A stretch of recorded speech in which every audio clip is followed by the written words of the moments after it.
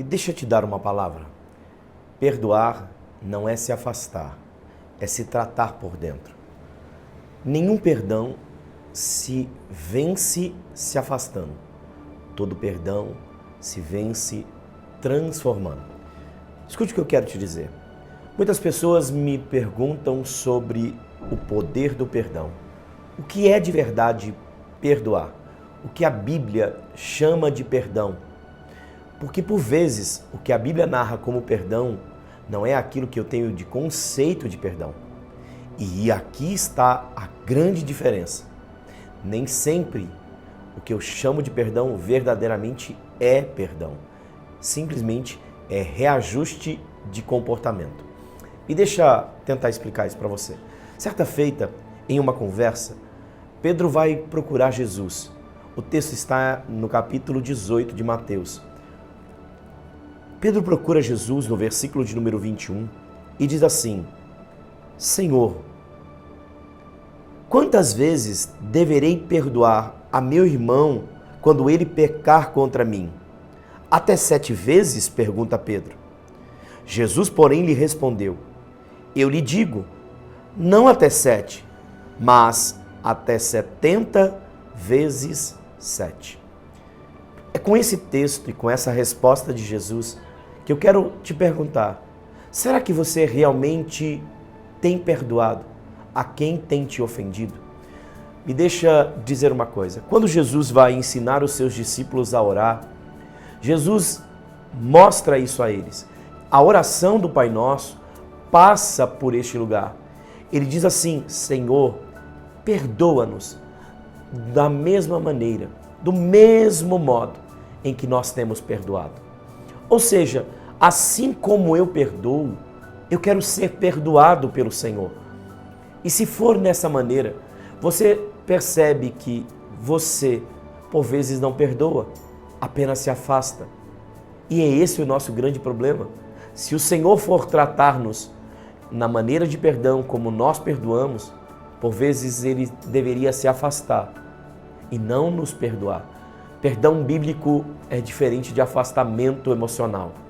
Perdão bíblico é olhar para a dor, mas conseguir enfrentá-la, conseguir transformá-la. E deixa eu dizer uma coisa, todo perdão que a Bíblia explica, ele é um perdão que transforma a vida daquele que libera o seu perdão. Quando o texto Jesus disse 70 vezes 7, Jesus não falava de quantas vezes, Jesus falava de como. Como perdoar. E como perdoar é poder ser transformado. E por vezes a gente perdoa se afastando, perdoa não falando, porque quando fala sente, perdoa não sentando à mesma mesa, porque quando se senta ainda relembra, perdoa dizendo que tá bom, eu perdoo, mas não quero mais contato. Isso não é perdão, isso é reorganização emocional. A Bíblia nos chama a perdoar. Se teu inimigo te ofender ou te ferir uma face, oferte a outra, perdoe. Quando Jesus foi ferido e cravado na cruz, Ele não queria nos afastar. Ele disse: Pai, perdoa, Ele não sabe o que faz. Sabia que nesses lugares, Jesus sempre mostrou que mesmo sendo ferido, Ele nos perdoou porque continuou ao nosso lado. Nós provocamos nele o castigo que Ele transportou na cruz, mas mesmo assim, Ele nos perdoou. E nos perdoou porque continua caminhando conosco, não se afastando de nós. Ora, debaixo do princípio do perdão bíblico, eu preciso avaliar a minha vida se eu de verdade tenho perdoado, porque então a oração do Pai Nosso faria muito sentido para nós.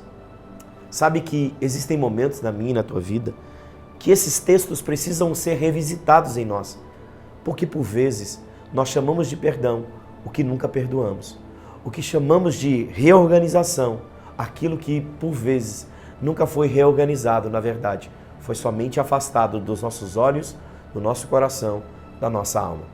Eu quero te desafiar, querido, a olhar para a tua vida e avaliar tudo que você tem passado, sofrido, tudo aquilo que tem rodeado a sua vida. E eu sei que esse assunto não é um assunto fácil, não é simples de ser confrontado, não é simples de ser vivenciado, mas ele é necessário avaliar a vida como ela é e saber se nós estamos dispostos a viver o que a palavra nos chama a viver. Portanto, perdoai uns aos outros. Essa é a ordem de Cristo. Que Deus abençoe você, sua casa, sua família e tudo que você transporta. Em nome de Jesus.